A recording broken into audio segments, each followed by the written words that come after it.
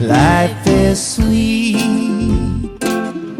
Let it sweep you off your feet.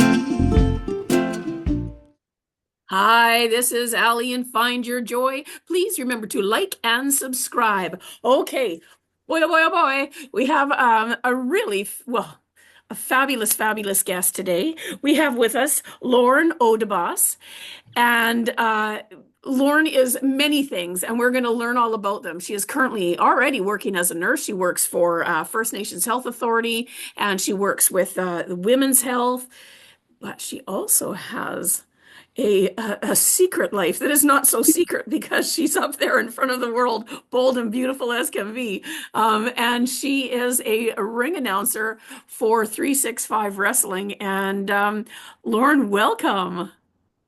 Thank you so much, Allie. I'm so glad to be here. Thanks for inviting me on. Oh, I'm so excited. Well, I've been watching you for, a few years now and just thinking, what, and I've watched you grow in this. I remember your first night actually, and I've just Oh, watched you, yeah, I've watched you just blossom into this powerhouse, and it's which probably more reflects adequately who you are in real life, I'm guessing.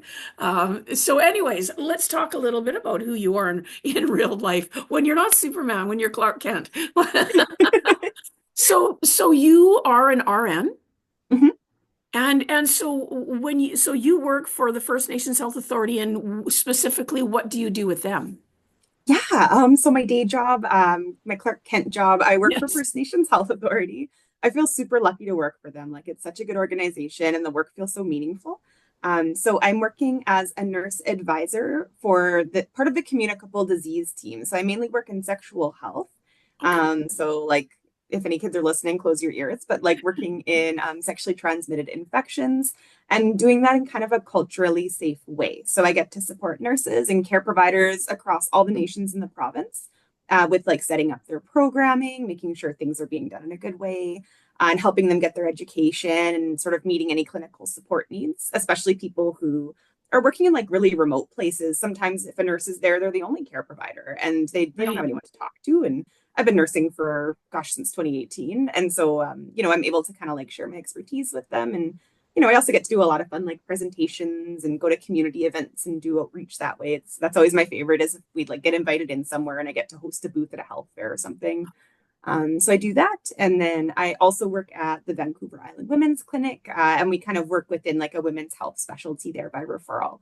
And I love that job as well, just like an amazing and inspiring team and great patients there. Wow. That's just amazing. I love that. Let's talk a little bit about, I think I mentioned to you before, I used to work for an organization called BCANS, BC Aboriginal Network on Disability Society, and we worked very closely with, we did both provincial and federal, and my favorite thing ever was being invited into communities.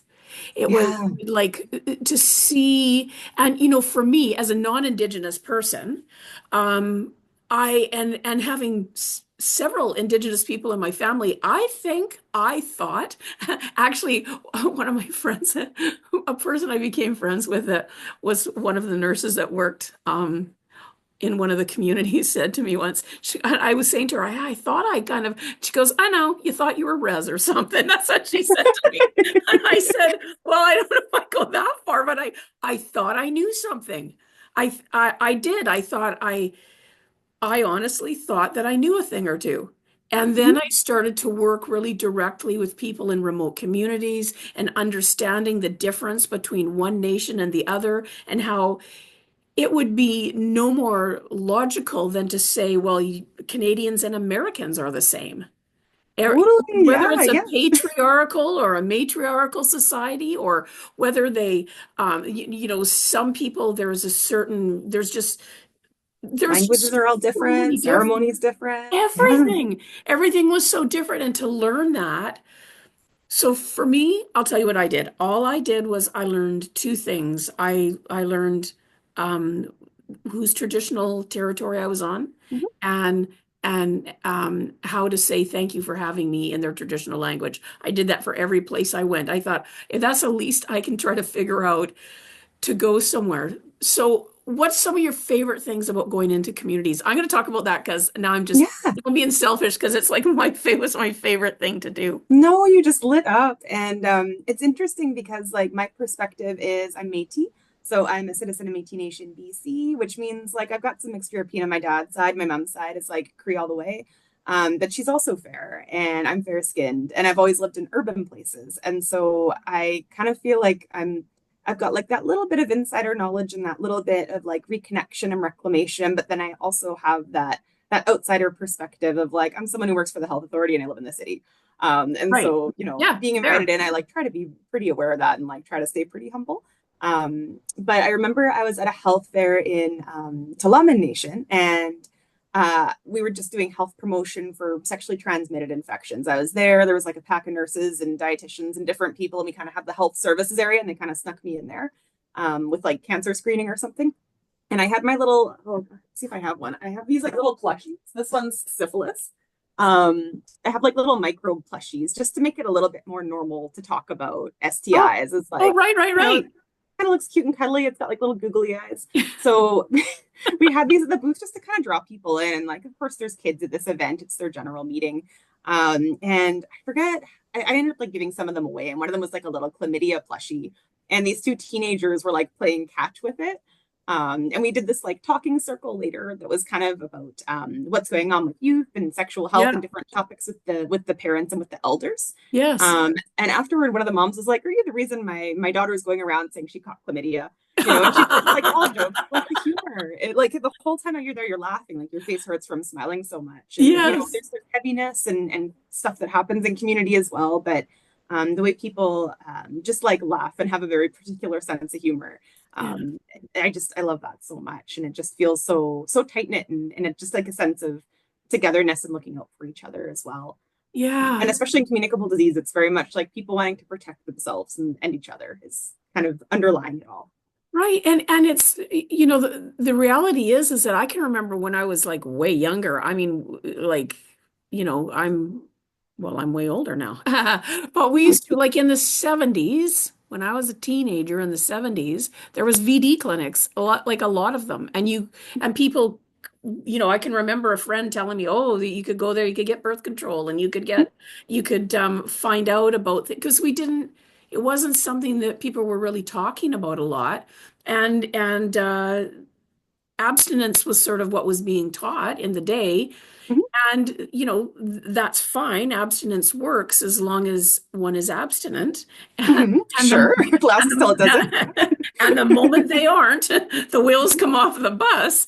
So I think it's great to have these open conversations and to have people like none of this is bad or dirty. It's just it's the same with I can catch a cold from you.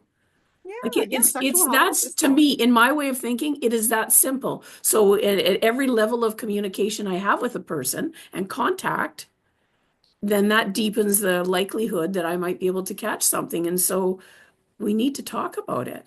yeah. Well, in a lot of communities, there's been kind of this disconnection where people who would traditionally transmit knowledge to their young people to try and Right. protect them, here's how you don't get pregnant, here's how you don't get an STI or you get tested. Because of the 60s scoop and residential schools, like people completely had their roles disrupted and all this colonial stigma kind of implanted in its place. Yeah. So for my master's, I'm doing this research project with with that same nation actually. And we're going to be talking about how different generations talk to each other about sex and like what strengths are there. Like, how are aunties swooping in to protect when mom and dad aren't feeling comfortable talking to the kids? What Yeah. roles do extended family play? Like what roles are peers playing? So we're going to have some conversations and just use some Indigenous research methodologies as well so that things are done in like a safe way, in a respectful way. But I'm curious to learn like how people have adapted to these like knowledge transmission gaps that were created by colonialism. Because communities have adapted in different ways, some better than others, or some healthier or more like um, functional, I guess, than others. And I'm very, very excited to hear more because like in this particular community, there's just so much of an appetite for it. Like a lot of folks are like pretty open, but they kind of have this knowledge, but they don't know how to get it out of their heads to young people. And I don't even know if that's unique to nations. But there is like this unique kind of historic history in Right. nations where, like there's a big appetite to kind of mend things and step into those old roles where like elders do pass along knowledge to young people to help them. So I'm very excited to be doing that. I'll be starting that probably like late summer, early fall. I'm just kind of getting my proposal through ethics right now for my thesis. Right. Oh, I that sounds fascinating to me. And definitely, like you said, like it, so yes, it's not just within Indigenous communities in Canada. Like I say, Mhm. like we're all Indigenous to somewhere, right? So I'm not Indigenous to here, but I've lost all the stuff that I had. And certainly people who have lived here, the first people of this country, there's been so many beautiful, like when I go to some place and they teach me about something and I'm thinking, wow, like that was disrupted and Mhm. you're not even sure how to do that anymore. Or Yeah, well, you weren't taught that. And how beautiful to have a culture and elders teaching in a way that isn't shame-based. It's just, it's as simple as math to me. That's all. It just needs to, just share what is logical and what works and keep people healthy. totally. Yeah. Well, and it's the nation that I'm working with is they're really cool because they are a modern treaty nation. Mm. And they have like a really strong self-governance structure, really strong leadership, lots of language revitalization and cultural reclamation happening. So they've really just like not I don't want to say rebuilt, but like they have a very, very strong nation. And so like I'm coming to them and they're my partners, and they've approached me and I've approached them and we've kind of reached this thing where it's like, okay, we can do this research. But our goal is that we want to create a space to reduce that stigma. Like if maybe I'll get, have a publication, at the very least, I have to write a thesis at some point to get all this funding. But we want to translate it into something that's practical for people. So that might be making a video, that might be, translated into handouts. They have a really good health app on their phones. We might put it on the health app, whatever we find. So it's getting those findings, but then also being true to the people who shared their stories and then translating those stories and kind of getting them out in a good way. So I'm looking forward to those parts too, That's because I want amazing. to be useful. Right, right. Well, it sounds like, man, like you're doing so much already. But I get it. You've done this for a while now, and you want to take what you've learned and pour it in and pour some more into yourself, and so you can pour out more to others. It's that's rather fascinating. So Oh, thank you. you started. You've been a nurse Mhm. for 7 years, and then Mhm. you got your bachelor's of science in nursing, I guess. Is that where you started with? Okay, so Yeah, you I did like a bunch of undergrad stuff where I was like a philosophy major, and then I went and worked for a while and dropped out for a little while, and then did yeah. sciences, and then found my way into nursing. And I worked in cardiac as well. Worked in like high acuity. I loved hearts. Oh, But the pandemic happened and it became really hard for me to work in hospital. It just became kind of a scary place. And things were happening where I was just like, well, I just don't think I have the fortitude for it. So right, I made a right. little bit of a switch and moved from the mainland in BC to Victoria. And I'm very happy to be here on the island. I started off working in student health at the University of Victoria, which is more like kind of primary care, urgent care vibes, a little bit of community health in there, some public health. And then I sort of worked from there into my roles at FNHA and the Women's Clinic. So I was Right. able to kind of transition where I was like, okay, I thought I might not be able to be a nurse at all after the pandemic happened because it was all just so scary. But then Yeah. I found kind of my niche and I'm happier than ever. So yeah. That's amazing. And I'm just so I don't know. I don't want to use the word impressed because it just I don't I well I'm encouraged. I'm hopeful for the world when I see people who are that passionate that you would pour this much time and energy and resources and dedication and commitment to serve others, and then you didn't stop there, like you just keep going. So that to me, that's very encouraging. Um, Oh, thank you. it I'm is. kind of a border collie. I always have to be like doing something new, learning something new. And like your mom was a nurse, it's a bit of a calling, right? And so like you find your niche and you're pulled toward it. Yeah, yeah, and I get it because I've done my own way and my own things very much like that, and it's very hard. I'm always taking a course. I mean, everyone's just like, "Are you taking another Yes. course?" I'm like, "Yes," because and my mom was the same. My mom had to go into complex care at the end of her life, and when she went in there, she was the only person with a computer and internet.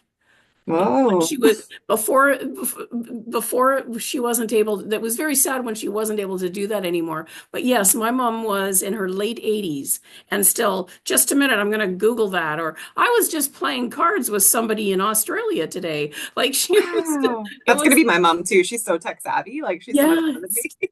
I know, and my mom was like before my glasses, I get so excited, my glasses fog up. My mom was, before me, she had a computer before I did. Like she was just so interested, and she was always still getting the most recent Merck's manual, and she was still always getting her from the nursing union, getting new. There was always stuff coming to her in the mail before it could be just emailed, right? But it's I think that there's not very many nurses. So it's not often that I meet a nurse who isn't a rather exceptional person, who isn't a cute. They seem to now.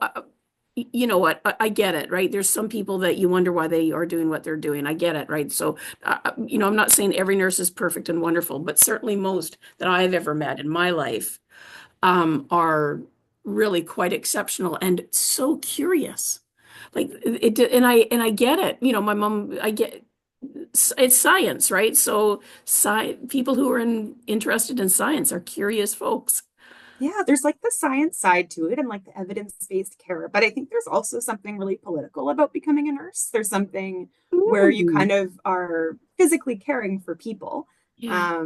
And there's just something very humanizing where even though you have this degree and these credentials and supposedly all this knowledge and whatever, like you're still at that level with someone when they're having a hard time potentially or when they're really Yes. vulnerable, Yes. and being able to like lean into that and feel comfortable or thrive or be able to support someone and carry weight for them is really Yeah. rewarding. But I guess it takes a particular kind of person. Or I think nursing school also changed me, and being a nurse changed me. Like I like to think I got better because of it.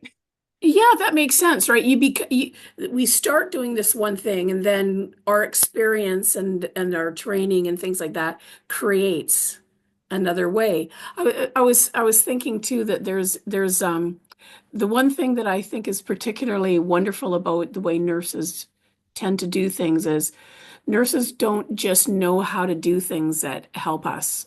Nurses, a good nurse teaches us how to do it for ourselves. And that's the thing that I love the most, I think, about that profession is when, if you've ever had to be in the hospital, and I've been in the hospital more than I wanted to, that's for sure. It has been nurses. I mean, for sure, surgeons are, what saved me so I didn't die in the moment. I get it, and I'm appreciative of that. I'm all for allopathic care in its place for sure.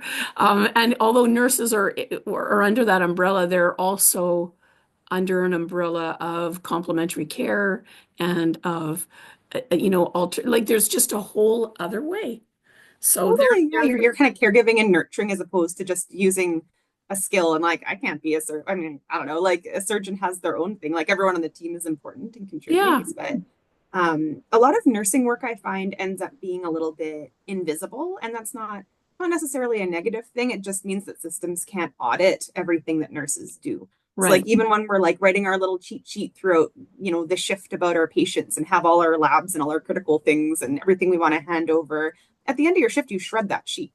Like that doesn't become part of the patient's chart. That doesn't become any part Wow. of a record. No one who's later on doing researching and auditing finds those notes of the nurse actually setting the patient's trajectory and then translating that story to the rest of the team and the family and the patient. And then you're also doing teaching and doing your skills all at once. So you have to be pretty nimble to be able to do it, I think. Yeah. Oh, that's awesome. And so from there, you're doing all of this. So you're working two jobs already and going to and working on your master's.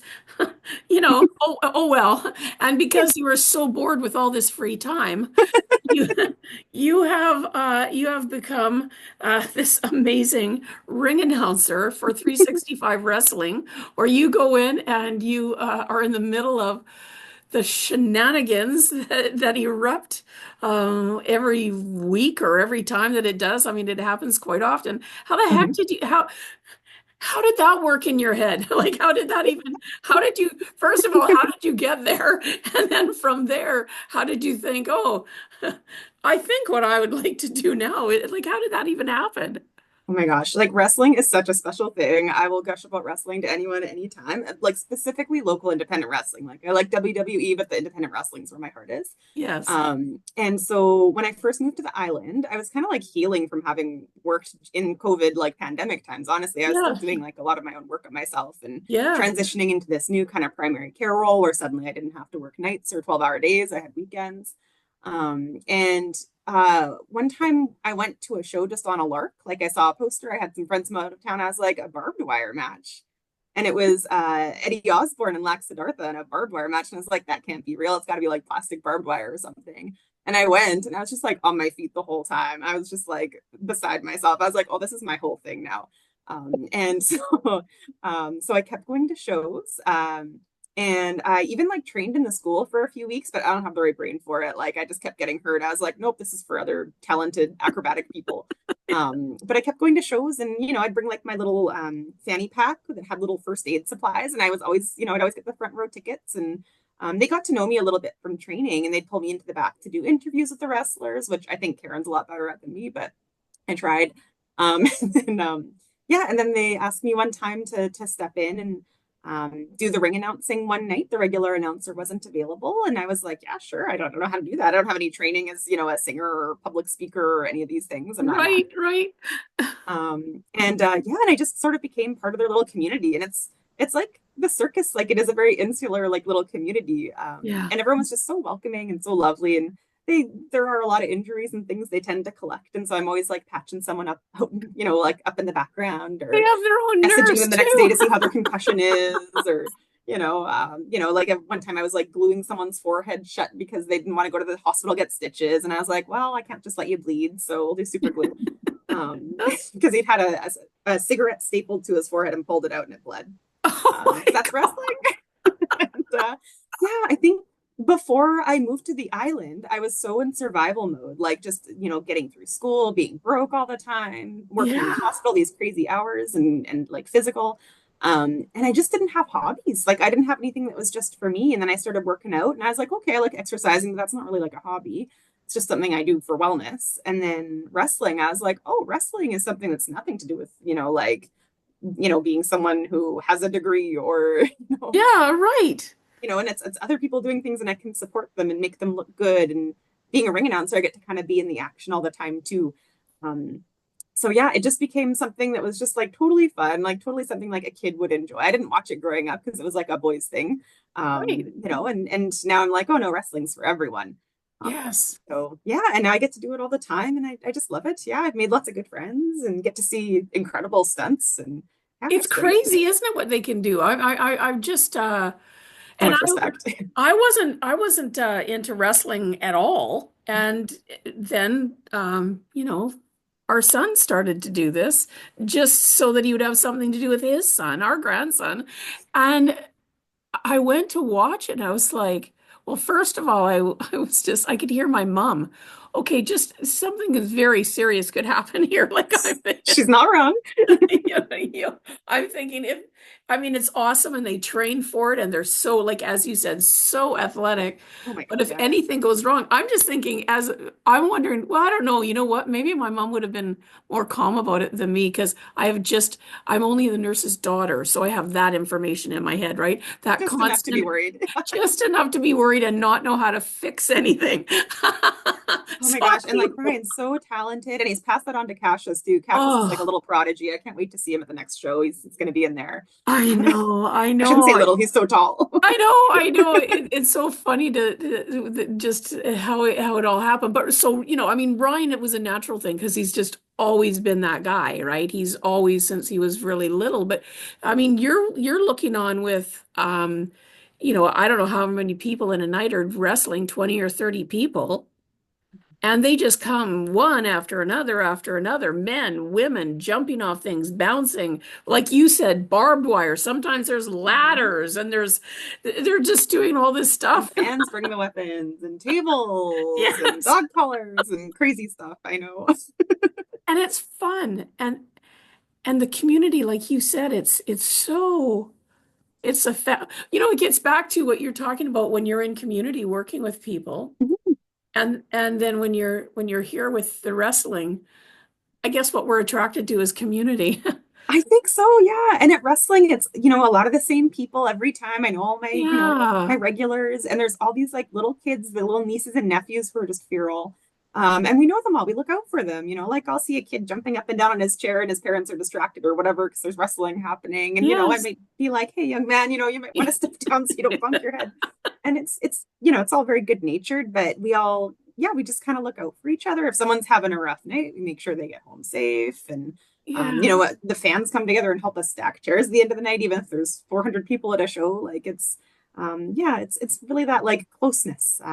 It just Yeah. is so special. It is. And I was thinking too when Ryan and Cassius started, it was kind of look at me. I'm like at the end, it was around the end of COVID, if there has ever been an end of COVID. I Yeah, don't, you know what I'm saying? Like it's just this thing that never much as we stops. can be. Yeah. Yeah, however this all works, but it was uh, like I was saying when I was chatting with Ryan, I was saying, yeah, because when we first started going, um, half the people still had masks on. Mhm. Like the spectators, like it was still people were just starting to come out again, and Yeah. and it was at first there was quite a few people, then very quickly it was sold out all the time. And Yeah. people, I think what was really cool about it too was that everybody got to just, of course, it was wrestling that was this thing because it's so extreme yet friendly. I don't, Yes. Yeah. it's just this aggressive shenanigans. Like Yes. it's, And like you understand the language of it immediately. Like as someone going to my first show ever, I was like, oh, we can just scream, oh, we're supposed to yes, boo that guy and it's a term of endearment, or yes, and you stomp and clap and the energy is just infectious. And it's not like any environment I've been on. Like no concert I've been to has had that energy, no yes, play, like I no movie I've sat in. Like it's so interactive and the audience is part of it. You'll yeah, see the wrestlers, like hold their opponent in front of a little kid in the front row and have them smack him in the chest, and the kid's part of the show now.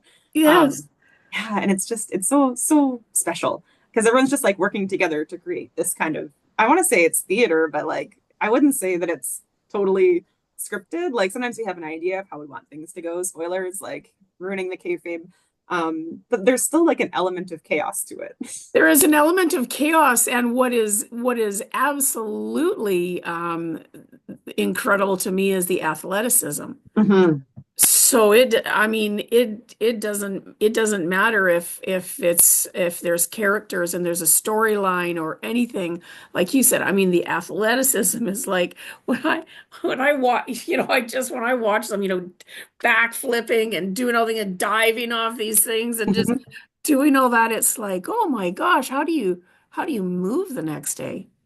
Yes, I love the story stuff. I love the Yeah. athleticism. It all kind of like melts together. It's like drag or burlesque or something, but with Yes. more stunts. Everyone's a stunt man or stunt woman. And you've Yes. been around since Ryan first started. Like our little local roster has gotten so good. Everyone's gotten so talented. Like I we bring know. in established talent from other places as well. And there's people on the mainland who've been wrestling for years and years. But there was kind of like that cohort, the first couple cohorts of the wrestling school since COVID. And they're just powerhouses. They just go. I know. I've been watching them, and and I see new people all the time coming, Mhm. and Yeah. they're so welcoming if someone wants to try. Yes. Like and Everyone's a little bit of a misfit, and everyone is just like happy to be there and happy to meet new people, I yes, think. Yeah. it is. I know. I said We all it's, just want to make each am other I look bad? good. Am I bad because this is kind of like the island of the misfit toys? I Oh, love we this are. so Yeah. much. I just love this so much. It's like one of my favorite Christmas shows. But it's just all these beautiful, wonderfully, It's classic Rudolph. You've got like your nurse with PTSD. You've got like a little bit of everything. Like everyone yes, kind of has their own background and their own thing that draws them to it. But no one who's, I shouldn't say that, but like people in wrestling, there's always something that's a little bit different about you. And that's one of the strengths of it. I think so too. I think what it is a microcosm of what the world is anyways. It's because we've boiled it down and we're looking at it under a microscope as it were. But it's just like any other place. It's like any other place you go to work, any other place you go to school, any other group of friends. There's we're all this beautiful, wonderful mess and we're just trying to figure it out. And it's so I love the community. And I'm so grateful that my son and grandson found their way there. And, Oh, and me they're, too. They bring so much to it. yeah, well, as do you, as does, I mean, yes, they do. They're awesome. But look, I'm going to try really hard not to gush, gush, gush. I'm here for it. No, and my partner is part of it too, a little bit, not in the wrestling part because I don't date wrestlers, but I couldn't because they're just hurt all the Yeah, time. that's right. I'm a nurse. I would be too worried. But he had never seen wrestling. He grew up in a household with like very limited TV options. Yeah. And then the first show that he came to was the second time he ever met me. One of his friends, who's one of the wrestling managers, had not hooked us up, but she had sort of matchmaked us without telling us at her birthday party. And then she invited him out to a show in Souk. And he just was so dazzled and so delighted. And now he tends bar at the shows sometimes. And like he's almost always there.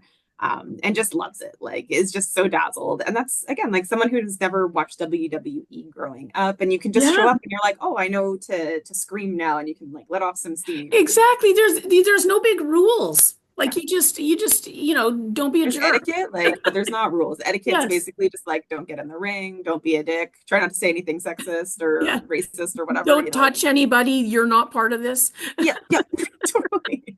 I think people get that, and if they don't, then the crowd kind of polices them. It's interesting to watch. Right? Yeah. Isn't that amazing that it's kind of like its own little thing that it just happens. It's so, yeah, I just really, I'm very glad that the rad fam that we found our way to there, it's just, and there's another thing that I really like about the wrestlers and the whole community is they take time always to make everybody feel special, especially the kids, but like everyone. Everybody takes time for everybody there. Yes. There, Yeah, when you go into the building, you're supposed to like it's just known like you shake everyone's hand if you're part of the show. When you leave, yeah, you shake everyone's hand. It's like a superstition not to.